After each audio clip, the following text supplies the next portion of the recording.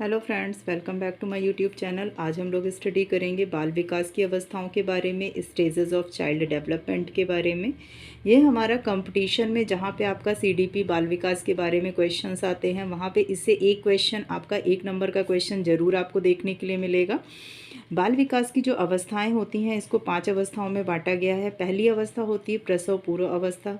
सबको पता है कि यह 9 महीने चलती है और ये गर्भ में चलने वाली अवस्था होती है। दूसरी अवस्था होती है आपकी शैशवावस्था। शैशवावस्था जो होती है, ये जन्म से प्रारंभ होकर के लगभग 2 वर्ष तक चलने वाली अवस्था होती है। इस अवस्था में जो शिशु होता है वो पूरी तरीके से अपने माता पिता के ऊपर निर्भर करता है और उसका जो व्यवहार होता है वो आपका उसके मूल प्रवृत्तियों के आधार पर होता है। इसमें जो शिशु होता है उसमें तेज़ शारीरिक, मानसिक और अधिगम की अवस्थाएं विकसित होने लगती हैं। शैशवावस्था जो अवस्था है, यानी जन्म से लेकर 2 वर्ष तक, उसमें बच्चे को नैतिकता का ज्ञान नहीं होता है। तीसरी अवस्था आती है आपकी पूर्व बाल्य अवस्था। पूर्व बाल्य अवस्था जो होती है, ये 2 वर्ष से लेकर 6 वर्ष तक चलने वाली अवस्था है।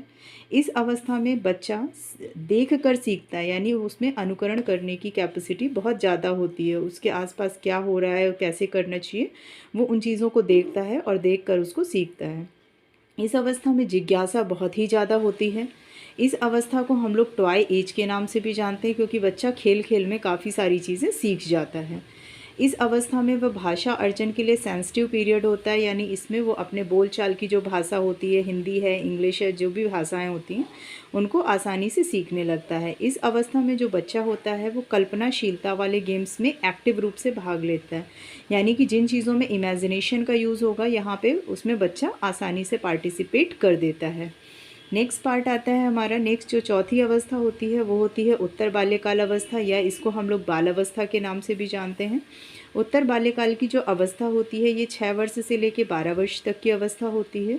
इस अवस्था में बच्चों के अंदर तार्किक चिंतन की कैपेसिटी बहुत अच्छे से डेवलप हो जाती है, यानी वो हर चीज़ों में लॉजिकल थिंकिंग लगाने लगते हैं। इसीलिए इसे लॉजिकल थिंकिंग की स्टेज भी कहा जाता है।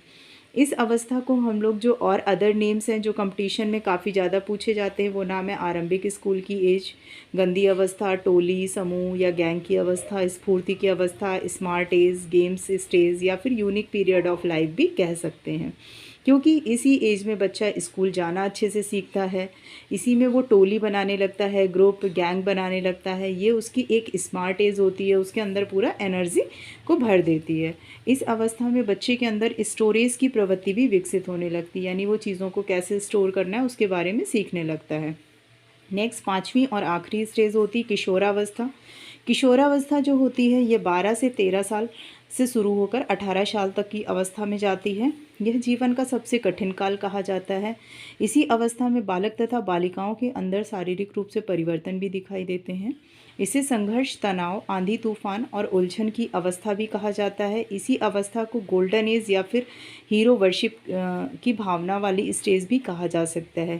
तो हीरो वर्शिप का मतलब होता है, इसमें बच्चा किसी न किसी को अपना आइडियल मानने लगता है और जिसको वो अपना आइडियल मानता है वो उसी की तरीके काम करना चाहता है, उसी जैसे वो करता है सेम उसी की तरीके परफॉर्म करना चाहता है। तो किसी ना किसी को वो अपना आइडियल ज़रूर मान लेता है। इस एज में वो आइडियल उसका कोई नेता हो सकता है, कोई हीरो हो सकता है, घर का कोई मेंबर हो सकता है, यानी वो आइडियल कोई भी हो सकता है। तो आज हम लोगों ने स्टडी किया बाल विकास की अवस्थाओं के बारे में। ऐसे ही अच्छे अच्छे वीडियोस देखने के लिए इस वीडियो को लाइक करें, शेयर करें और हमारे इस चैनल को सब्सक्राइब करें। और अगर कहीं कुछ नहीं समझ में आता है तो आप कमेंट करके इसके बारे में पूछ भी सकते हैं। Thanks for watching.